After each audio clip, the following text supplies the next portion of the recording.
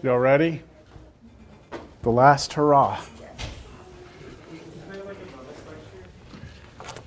I don't know how I'm going to fit that in.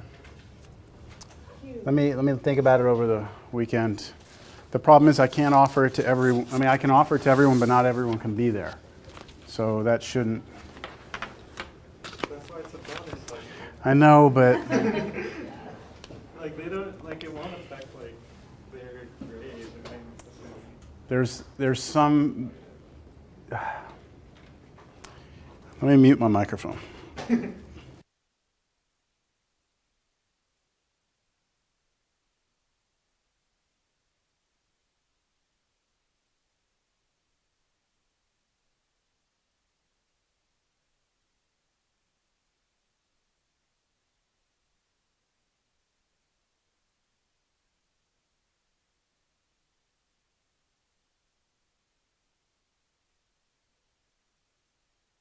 It is what it is. Can't change it. All right. Look, we have material to cover still. 9.3, 9.4. I do have something to give you in terms of the final. We'll talk about it. Were y'all able to get the notes for 3.4? No? No one printed them out? Okay.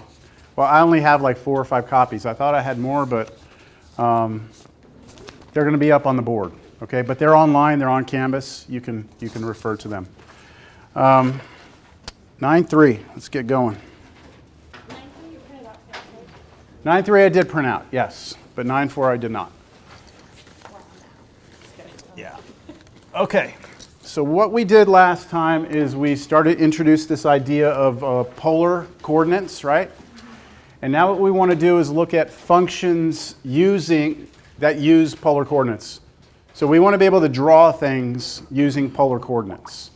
And so what we normally do is we write that r is some function of theta. Kind of like y is a function of x, our standard notation. This time r will be a function of theta. And so I wanted to take a look at a couple of examples to see if I can get you to understand what's happening here. So let's look at this first one. R is equal to 3. What does this look like? Now, I mean, it's kind of given away because it's in your notes, but this means all the points that you can think of, all of the polar points that you can think of that have a fixed radius of 3. What would that draw? A circle. That would draw a circle of radius 3. Right? Every point that lives on here has a radius of 3. The angle is different, but the equation is independent of the angle, right? It said r equals 3, theta wasn't in there.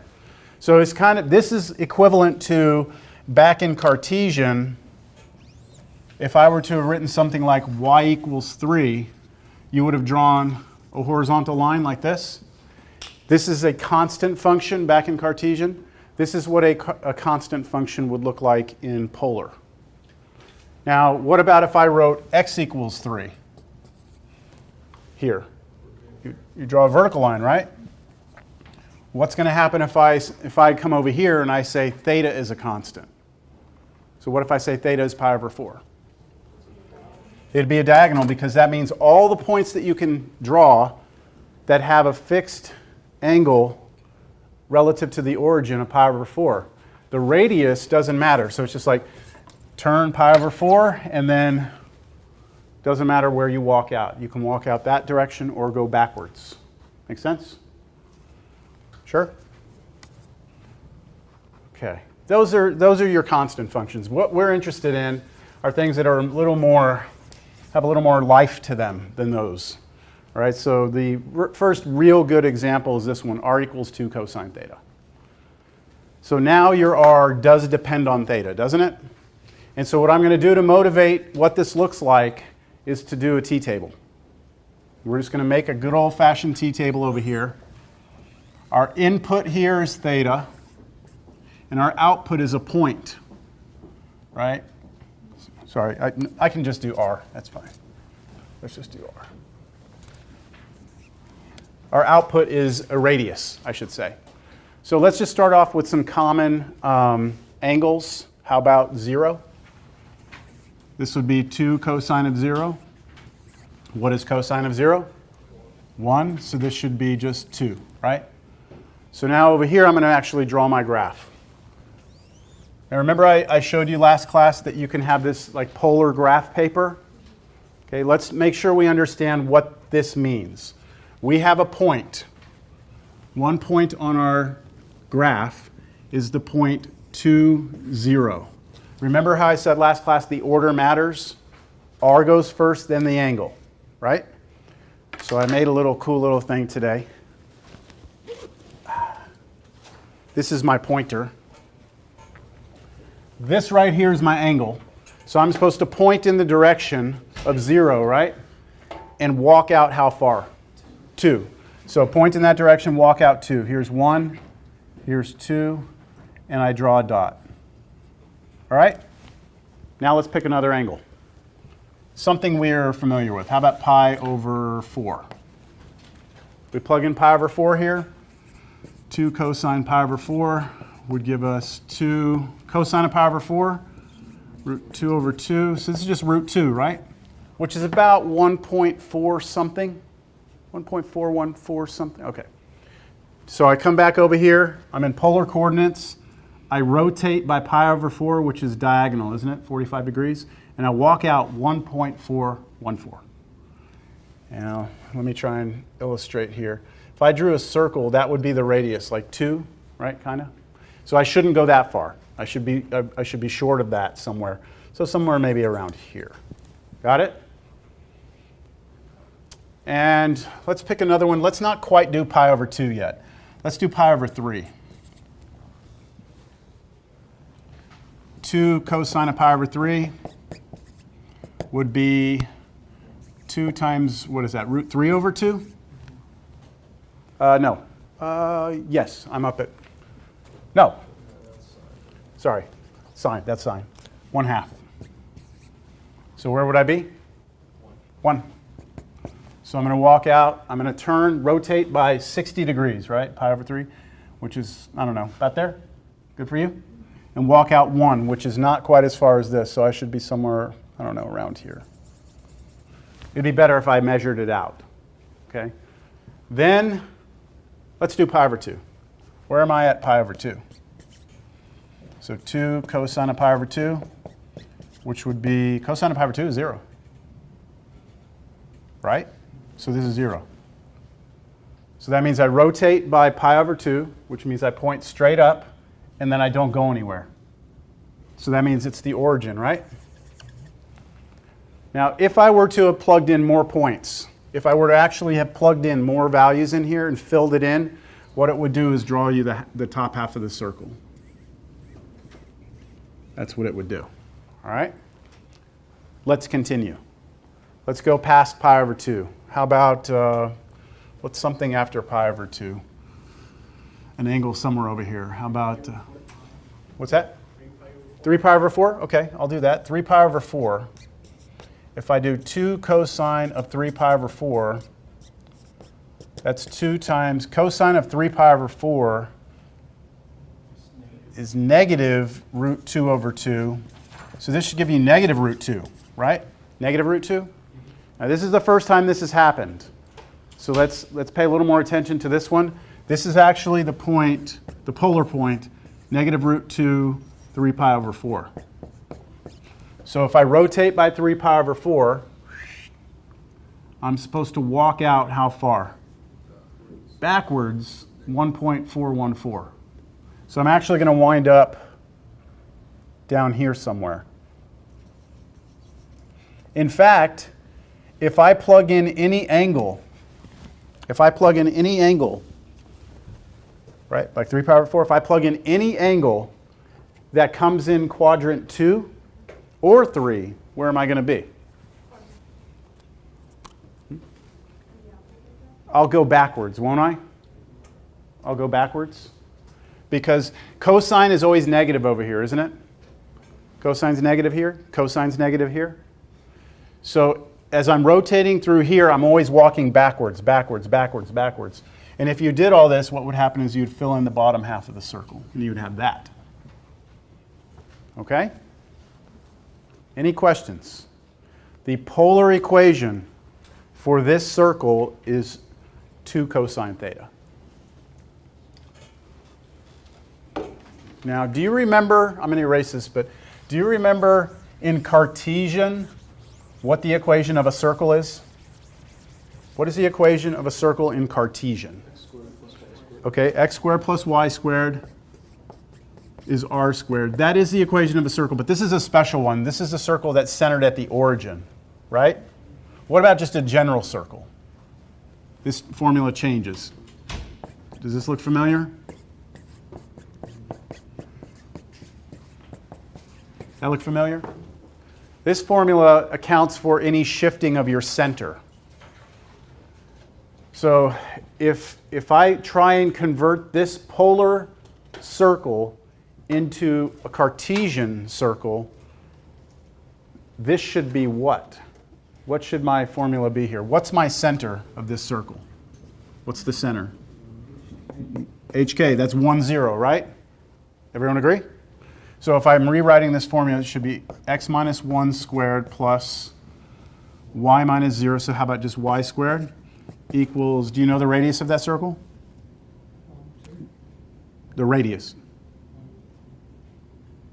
I'm hearing 1 and 2. Which one is it? The radius is 1, right? The radius, center to the edge, center to the edge. So that should be the Cartesian equation for that, shouldn't it? This, if I draw this in Cartesian, I should get the exact same thing as this in polar, right? Now I'm going to show you how you can verify that. And here's how I'll do it. I have two choices here.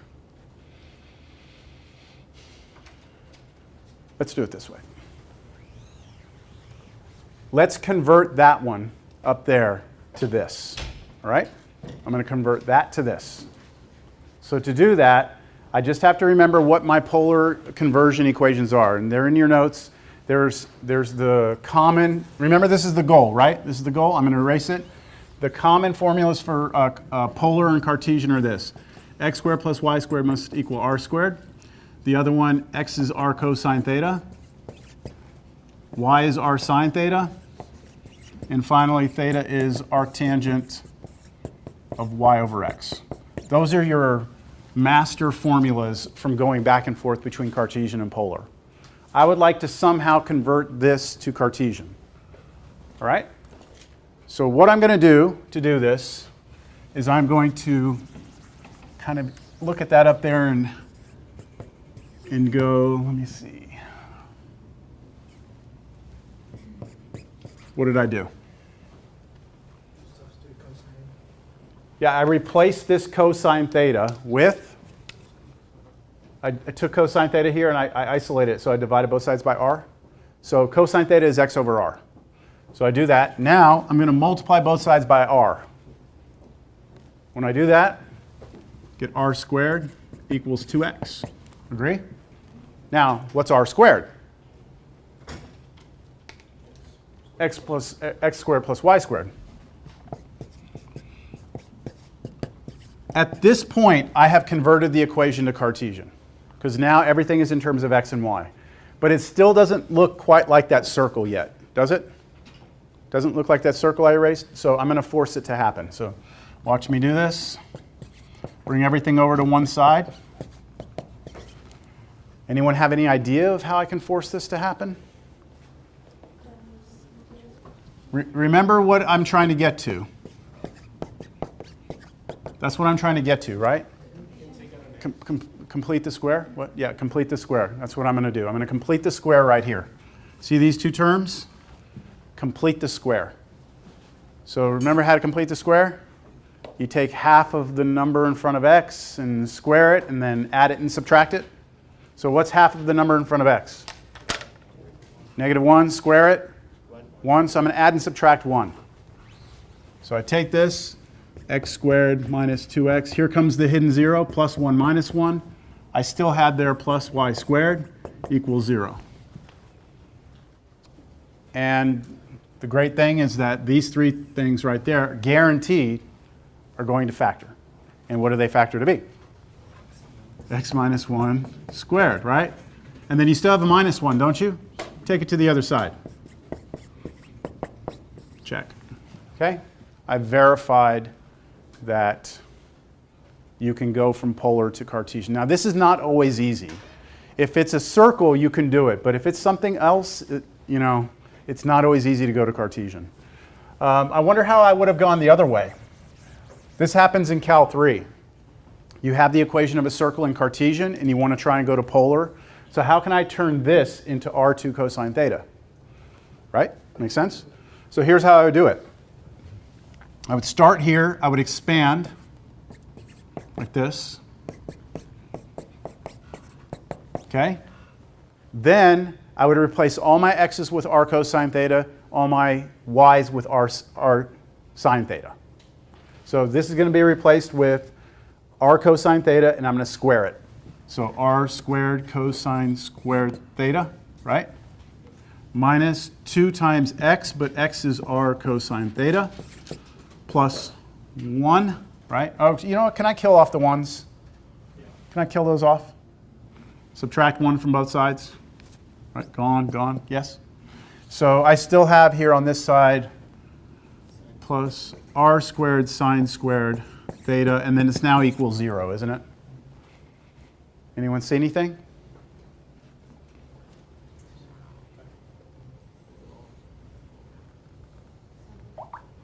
What if I put those together and factor an r squared out? Just these two.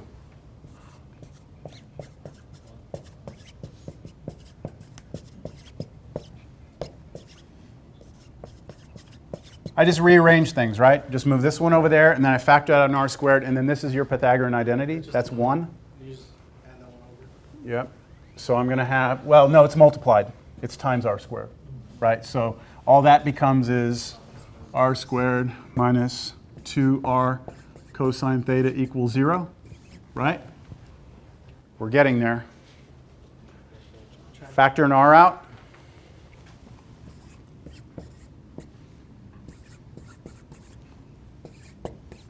And I'm trying to solve this equation for r. So set this one equal to 0. I get r 0, right? And then the other one, I get r minus 2 cosine theta is 0, which is really r is equal to 2 cosine theta, right? These two things should draw the circle. What does this look like? If I ask you, hey, this is a polar equation, graph it, what are you going to draw? A dot where? At 0, right? This is, hey, draw me points that all have a radius of 0. So you draw me the origin, don't you? Is that point on that circle that we were talking about? Yes, okay. But that doesn't draw the whole circle. You need this piece to draw the whole circle. And we did that a minute ago, right? We did the table, so this would complete it out. That's pretty cool. You can go from Cartesian to polar, polar to Cartesian. All right. Now on the notes, I actually have that here. And what I wanted you to see in this is my little arrow that I made here, this really fancy arrow, which I will auction off at the end of class. Highest bidder? No. Okay, so if I start out, so here's what I want you to really pay attention to right now. Back things up here. Okay, right now, my angle's at 0, and I'm out here at 2, right? And then I start increasing my angle. Here's pi over 6, right? And then there's pi over 4. There's pi over 3. Now, pi over 2, I actually have some issues in my code that it's trying to divide by 0, but that has nothing to do with the circle. The circle's fine, the function's fine, that's a code issue. And then here, now I've gone past 90 degrees, so I'm going backwards on my radius. And then I keep going, right? And here's the thing that's kind of something you need to pay attention to. I drew the whole circle, right?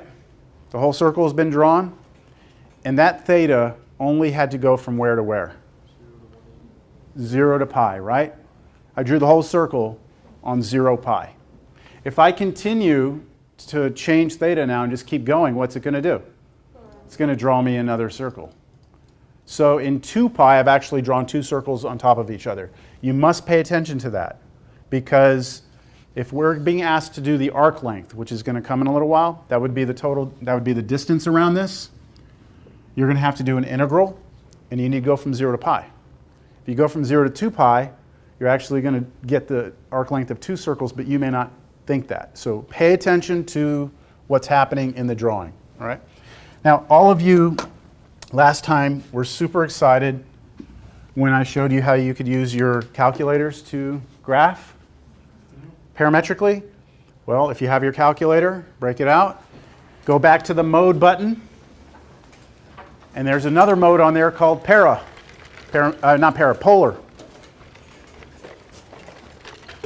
And go ahead and switch your mode over to polar. And then go like you're going to graph something. And when you go to graph, it's going to look like, it should say something like R1, R2, R3, right? Something like that. Each one of these individually is going to draw its own graph. Remember with parametric, it was grouped in pairs, like it was the X1, Y1, right? Yes? So how about you just try something? How about on this one, do 3? Yes? Yeah, that I'm not sure. I'll have to look. You found polar on there? Parametrics on there, but not polar? It may not be able to do polar. I have to look at that. Just talk to me after class. I can see. You don't need to be able to graph on the test, okay? This is just so that you know, you know, you have this on your desk. You have it. You own it. You may as well learn how to use it a little bit. So try 3, and then on the other one, try 2 cosine theta. Now, some of your calculators might want you to put t here. Mine wants theta. So try that. See if it should draw 2 things for you. It should draw a circle radius 3, then it should draw that little circle in here. Most of the calculators, when you change it, the thing changes with it. Yeah, some of them have a universal variable key, like xt theta, right? This one doesn't. So that's why I can't say that. Theta, yeah, theta on the TI-89 is above the caret key, which is, look at the division key, go 1 up, and then it's in green, I think. You see it?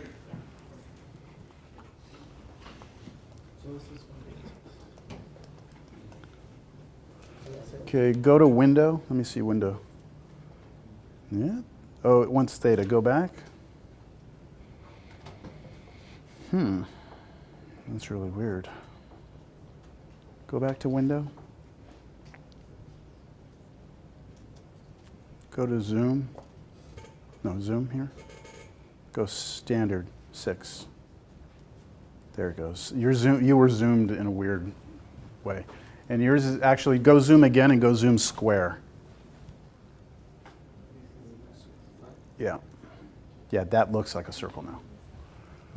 All right. For those of you who have a calculator, were you able to do it? Were you able to get that? Okay, so just be aware of that. Also, what I'd like for you to do right now is I want you to go into window on there, okay, hit window, and see what your restrictions, your theta minimum and theta maximum are. What's your theta minimum? 0. What's your theta maximum? 6.28? Yes? That's 0 to 2 pi. Shouldn't we be able to draw that circle without going that far? Why don't you try and change your theta maximum to pi instead? And I bet you it's just going to it'll draw that circle again. So just be aware you can adjust what your window on theta is. You'll get what I'm saying? Yeah. Did you end up making homework videos for this? Oh yes, the homework videos for the solutions to all the problems that I sent out in that email for Chapter 9. I just finished 9.3. Okay, so I haven't posted them yet. So I've been doing them today, and that's why I was running late today. I was doing 9.3. I lost track of time. So I'll try and get 9.4 up, in the next day. Okay. Also, I did also finish the solutions for 8.7. For 8.7, there was some problems at the end. Like there was 4 of them, I think. 4 problems which I did not have homework solution videos for. Those have been posted And there's even an additional problem on there that I did. But I'll talk about that when I get to the final, when we talk about the final. All right, we good? Your calculator will do polar. That's awesome. It might be worth the money you spent on it now. All right, here's another one, famous one. Cardioid. Cardioid, when you think of cardioid, think of cardiology, heart. Okay, when you graph this, it looks like a heart. So we could go through and start setting up a table again, couldn't we? And we could start plotting points. But this is what it turns out to be. It's actually kind of an upside-down heart. My 9 a.m. class was calling that a buttioid instead of a cardioid. They thought it looked like a butt.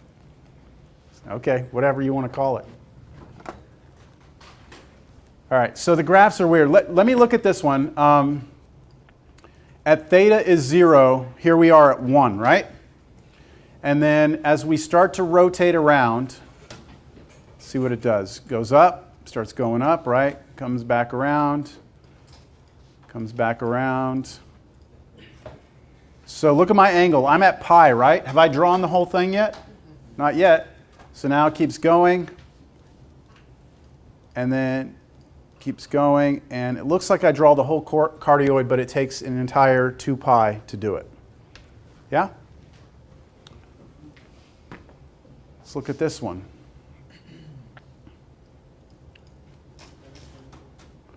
R equals cosine k theta. So what I'm going to do is I'm going to change the value of k. Right now, we're going to look at k equals 1. So if k is 1, this is just r equals cosine theta, right? Here's what it looks like.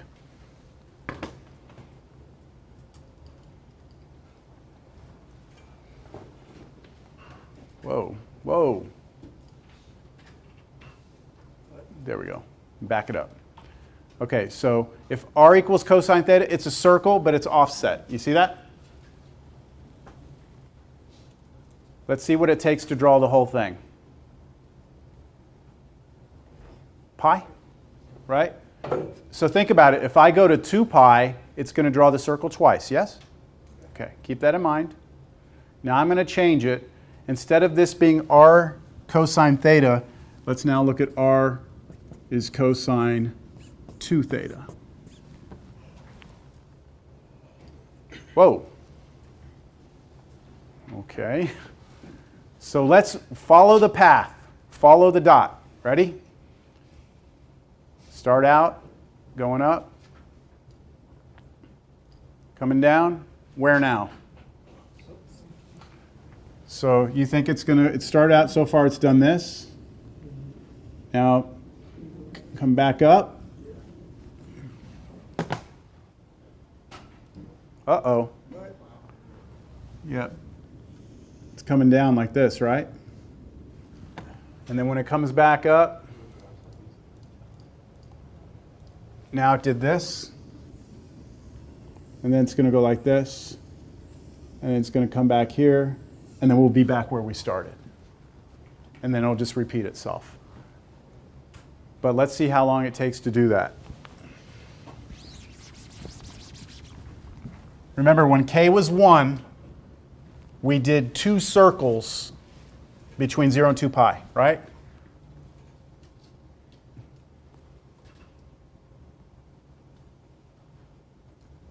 So I went from 0 to 2 pi.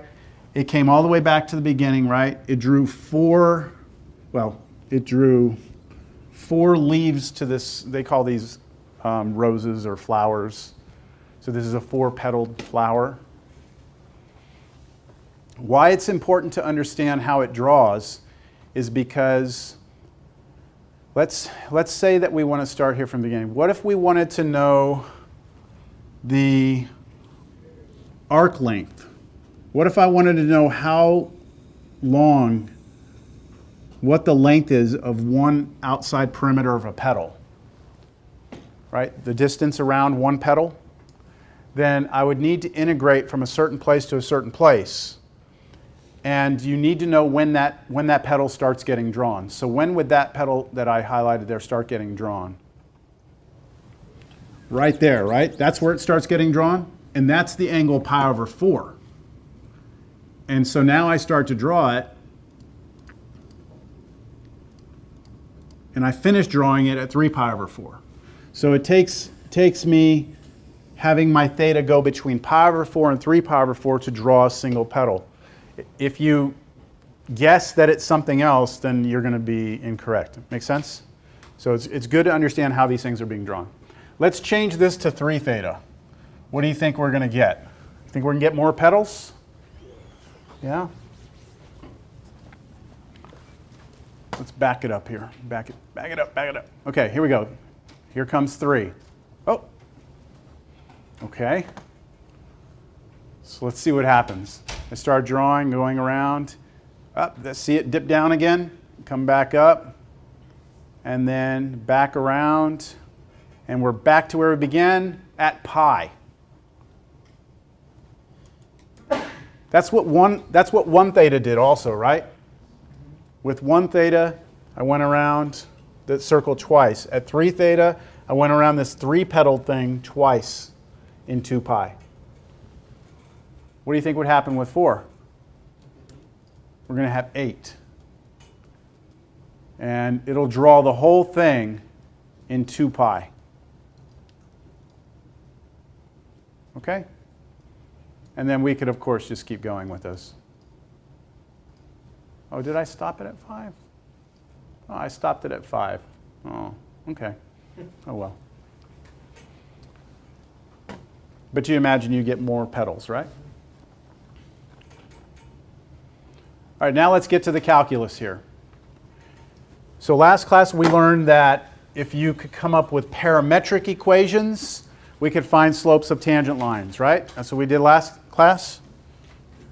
And now, if we have a polar curve, can we find the slope of the tangent line? And the answer is yes. But the formula is a little harder, not harder to derive, but a little more time consuming. So I'm not going to actually derive this formula. This is just, there it is. All right? So in order to find the slope of the tangent line of a function, r equals a function of theta, we need to take the derivative of the function with respect to theta, multiply it times sine, add r times cosine, then do the derivative of the function with respect to theta times cosine, then subtract r sine theta. So here's an example. This is an example of something you would see on the final, right here. Given the equation r equals 1 plus sine theta, find the slope of the tangent line when theta is pi over 3. So all we're going to do is plug it in. Plug in formula here. We know that the derivative with respect to x is equal to, I know you probably didn't have time to write that formula down, so I'll write it down for you again. dr d theta times, let me see here. Oh, wait, you do have that one, right? You do have that. Okay, never mind. Then I don't need to write it down. So I'm going to do dr d theta, right? Dr d theta, which would be what for us here?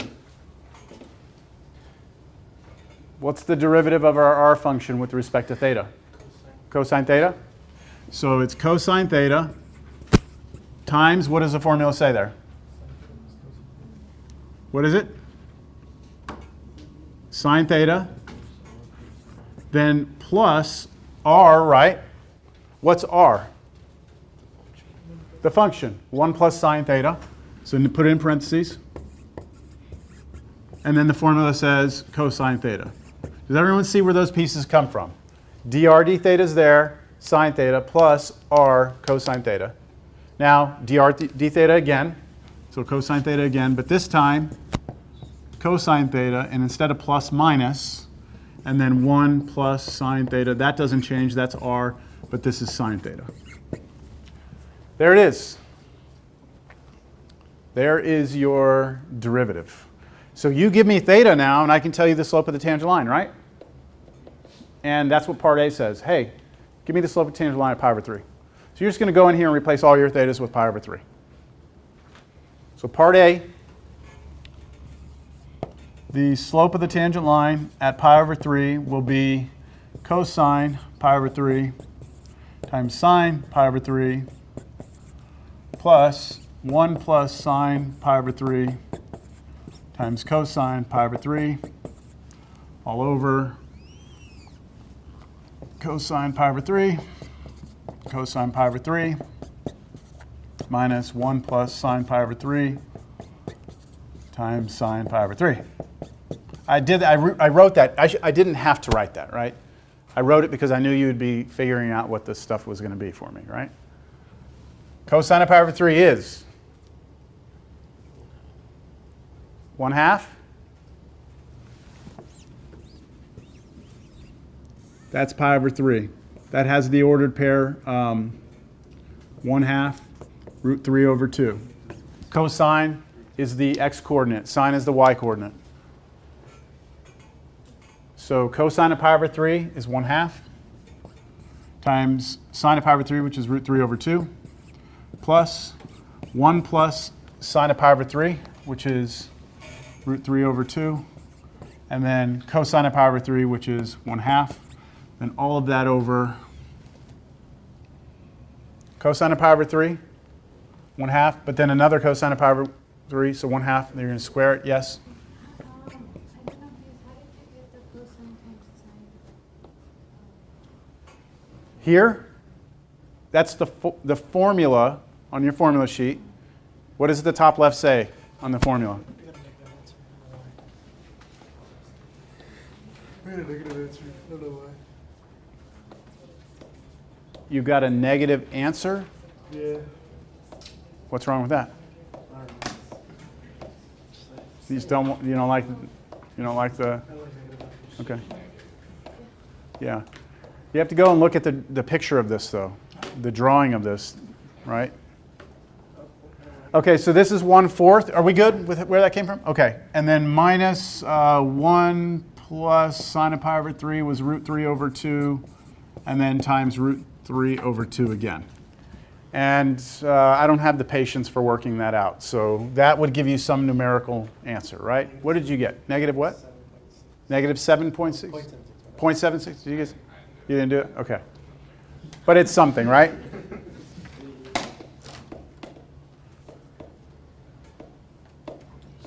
You get the idea? Yes? Okay. The one I do on the homework video, I take it the whole way, all right? So now, the next question, part B. Where's the tangent line horizontal? What does that mean? Where's the derivative 0, right? And to figure out where this derivative would be 0, we need to know when the top is 0, right? So for part B, all I need to do is set the numerator of this equal to 0. So part B, I just set the top to 0. So I set cosine theta, sine theta. I'm going to go ahead and distribute this through.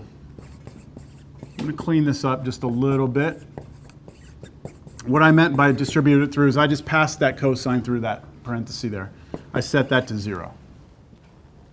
I failed to mention at the beginning of today's class that we're going to be calling on a lot of trig today. All right. So I need to solve this equation. I see something I can do. I can put this together with this, right? Those are the same thing. So I have two of those.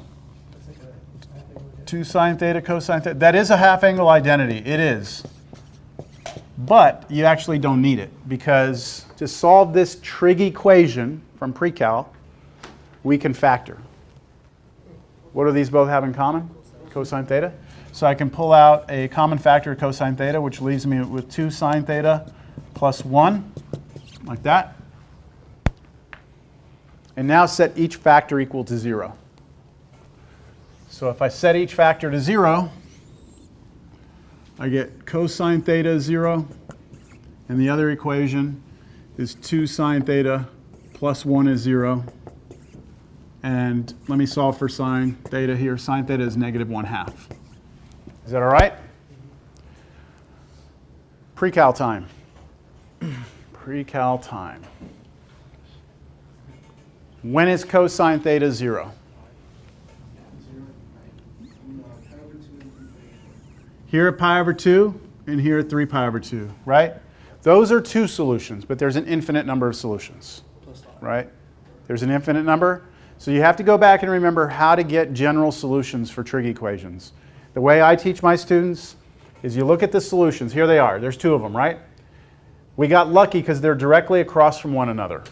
So if I start out at this one up here, then to get to the next one, all I have to do is add pi, right? And then to get back up there, add pi again. So what I can do is write my solution this way. My angle theta must be my starting angle, which would be pi over 2, plus any multiple of pi. So pi n, some books use pi k, but n here is an integer. So this is like start out at pi over 2 and either add no rotation, pi is a half rotation, right, around the circle. So either add no rotations, which means you're at pi over 2, or take pi over 2 and then add a half rotation, or start here and add 2 half rotations, or you can even go backwards. So this takes care of all possible solutions. And if what I'm saying is making you like go, what? Then just go back and Google general solutions to trigonometric equations or something like that. YouTube it.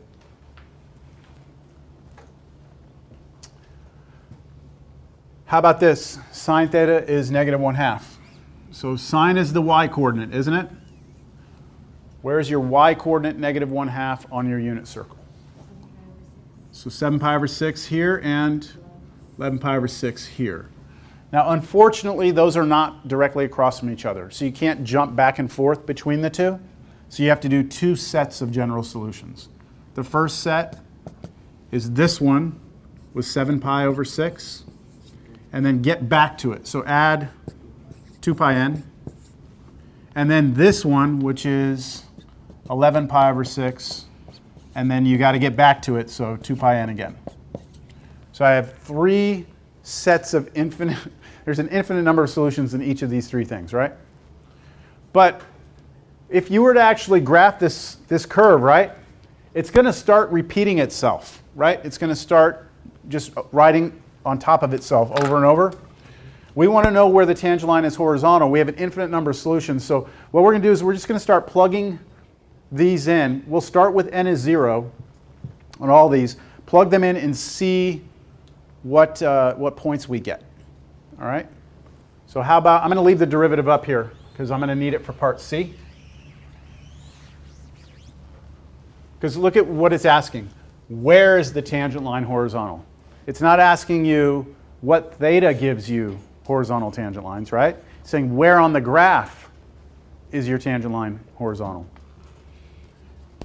So let's try pi over 2. At pi over 2, I should get a horizontal tangent line, right? So let's plug pi over 2 into the original curve. So plug pi over 2 up in there.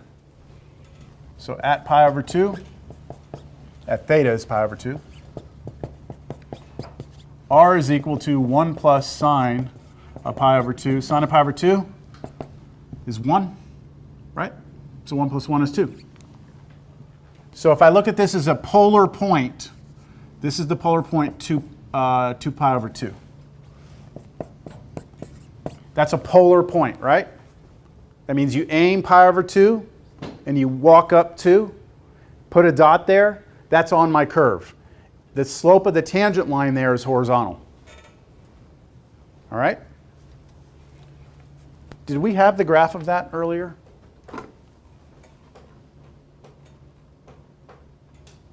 Wasn't that it right there? 1 plus sine theta, the cardioid. So look, right there up at 2, 0. See that? Up there at that point, I have a horizontal tangent line, don't I? Okay. We just figured that out algebraically. We didn't need the picture to do that, right?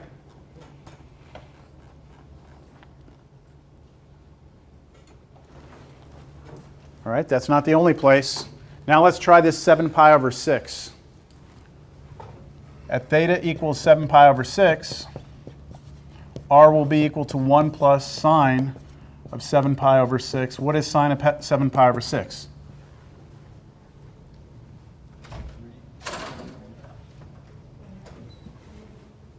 Wasn't it -1/2? Sine was the y coordinate, right here, 7 pi over 6, that would be negative 1/2. So wouldn't this just be 1/2? 1 take away a half? So this is the point 1/2 7 pi over 6. That means if I aim 7 pi over 6 on my graph, I walk out 1/2, and at that point I should have a horizontal tangent line. Let me bring up the picture for you so you can agree with me. Oh, there it is. I had it ready to go. See 0.57 pi over 6 there? There's the picture. We rotated through 7 pi over 6. We walked out 1/2. We're right there, and the slope of the tangent line there is horizontal. Not the green line, right? The green line is just giving us what direction we're pointing in. Let's try this one. 11 pi over 6. Yeah, the green line is like that little blue thing I made. The problem with my green line is it doesn't have an arrow on it. I need to add an arrow, yeah, so that you can tell which direction you're pointing in. All right, 11 pi over 6, right? What is sine of 11 pi over 6? What is it? Negative 1/2 again, so you get 1/2. So this is the point 1/2 11 pi over 6, which is this is a different point on our graph, right? It's this one down here, right there, because we rotate through 11 pi over 6. 11 pi over 6 takes us this direction, and then we walk out 1/2. What do y'all think?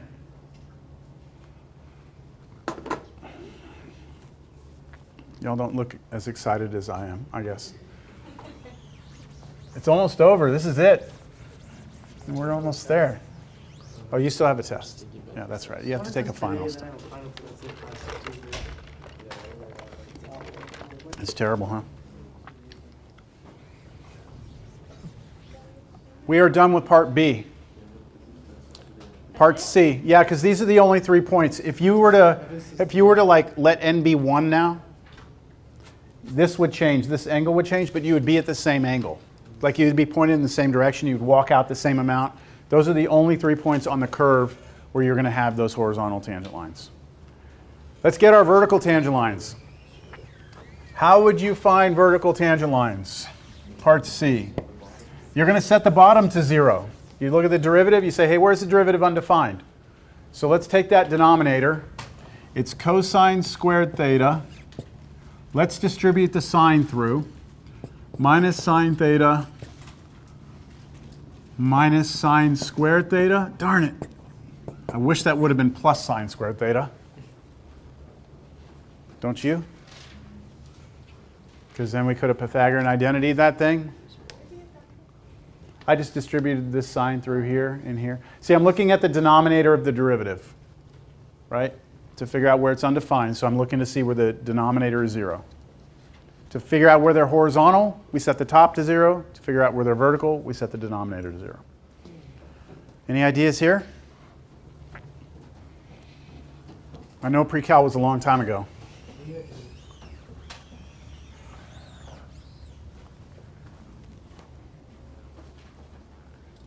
It's a trig equation. I had a student ask me, they're getting ready to take Cal 2 with me.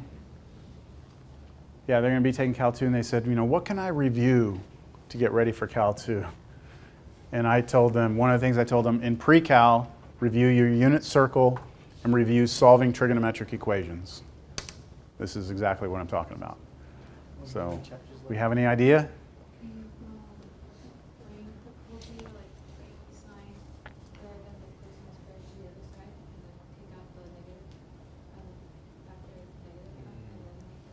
You can't, okay, so if one of these is negative, the other is positive, there's nothing you're going to be able to do to make them both positive at the same time. You can't, because they just differ by a sign. So you can't solve that problem. It would be nice if we could, but we can't. All right, so let me show you, okay, because it's been a long time. I know pre-cal was a long time ago. I've got sines here. I don't have sines here. Or do I? I can change that. That's the same as 1 minus sine squared theta. Isn't it? That's just the Pythagorean identity, right? And then just rewrite the rest of the equation.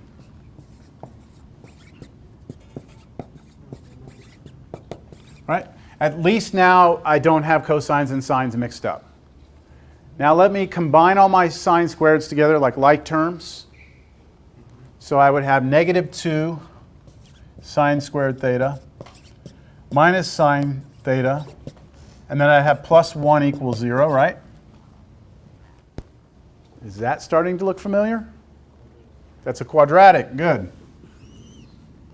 I don't like the negatives, so I'm just going to multiply everything by negative 1 because I don't want to work with negatives in front of my sine squareds. So that's a legal move, right? Multiply both sides by negative 1, just changes the signs of everything. And now this is a quadratic form, and so it should factor. We just need to be able to factor it. So how about 2 sine theta here, sine theta here. And then I'm going to need plus 1 here and minus 1 here. We can just double check that that works. 2 sine theta times sine theta is 2 sine squared theta. 2 sine theta times 1 is 2 sine theta. Minus sine theta, that should give me a positive sine theta. And then negative 1 times 1 is negative 1. So that is it, right?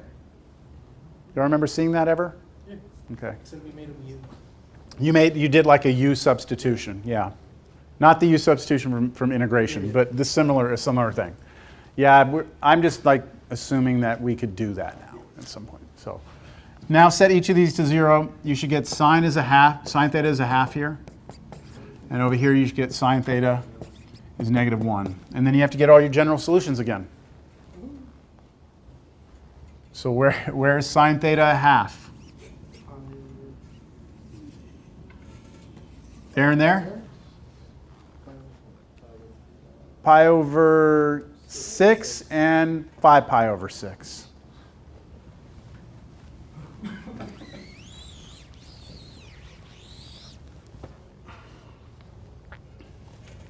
So theta equals pi over 6 plus 2 pi n and 5 pi over 6 plus 2 pi n.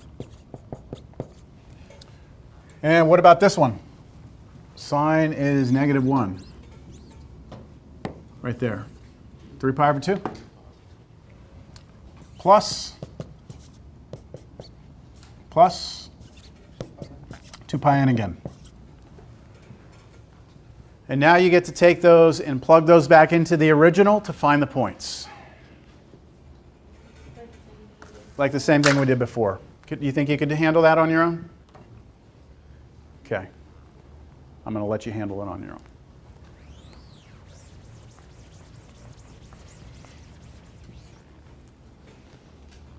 You're going to wind up with 3 different places. It'll happen here, here, and here at this weird cusp. Right? It's kind of strange, but you can see that's when my computer freaks out also there, because I have a vertical tangent line. All right. Slope of a tangent line is undefined. It's trying to find a slope. It can't do it, so. That's it, 9-3. We're done with 9-3. Now 9-4, there's nothing new in terms of we're still with polar, but we're going to look at 2 more things that we can do in calculus. First, areas, and then arc lengths. So this will be quick, just 2 formulas. So because y'all are just spent, I can kind of feel how spent you are. I'm just going to provide you with the formula and not explain where it came from. Is that all right with you? Or do you want to know where it came from? You're happy? You're okay? All right, so here's the formula. It's not very big. Maybe I can make this a little bigger. Okay, so it's integral from a to b of 1/2 r squared d theta. So assuming that you do have r as being a function of theta, and you are restricting your theta between a and b, the area swept out by the function is this. Now this is actually really cool in terms of like geometrically what it is.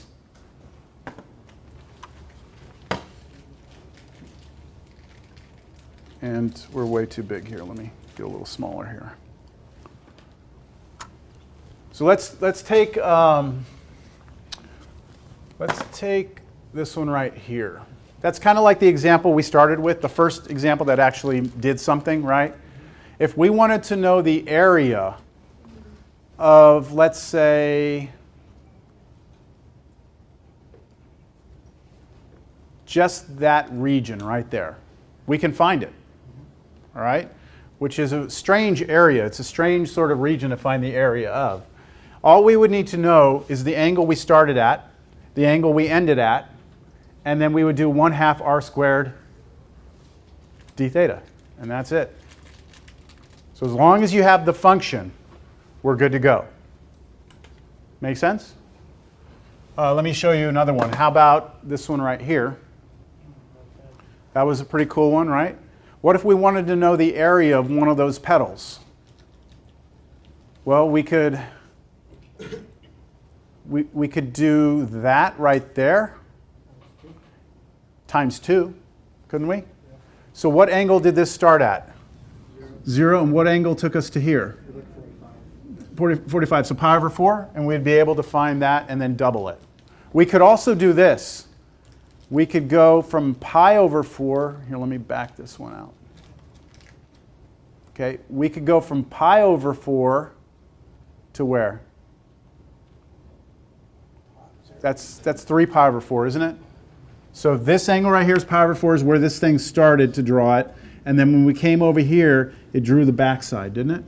So this is where I was saying it's important to know what the angles are and what it's drawing. Because if you're trying to find an area like this, you need to know where to start and stop your integral. And we can do this for just about anything. Is this one crazy? Is that not the one you're talking about? This one, like this? That's kind of cool, right? Sounds like a pain. This crazy one? Yeah, so we could do that. One petal at a time. Oh, by the way, I should tell you, this code right here, this little interactive thing is not mine. If you go to Wolfram's website, they have something called Wolfram demonstrations, and it's things that people have coded up and they share with like a community. And if you can actually interact with these, but if you have Mathematica, you can download the code, and then you can, mess with it. All right. So here's your first example here. I figured I've shown you twice now. I've proven to you twice the area of a circle is pi r squared, haven't I? Yep. The first time was a little rough. Second time I used parametric. It was a little smoother. Now we're going to use polar, and it's going to be almost a laughing joke like how easy this is. All right? You ready? Yeah. Right now, r is capital R, right? So it's kind of like, remember when I wrote r is 3 earlier?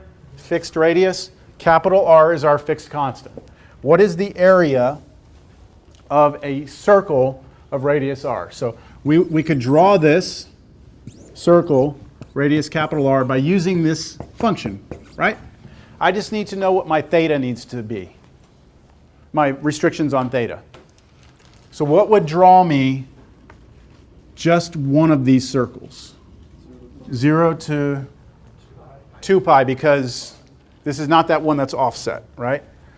So all I need is this then. Integral 0 to 2 pi, 1/2, right? That's the formula, times, what was that other piece? R squared, right? For us, R is capital R. So this is going to be capital R squared?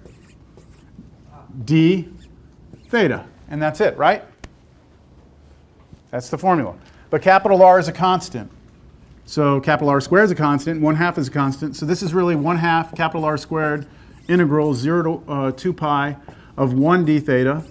What's the antiderivative of 1 with respect to theta? Just theta, right? So this is just theta, and go from 0 to 2 pi. And if you plug in 2 pi, you get 2 pi and then half of that. So that's just going to be pi r squared. And then if you plug in 0, you get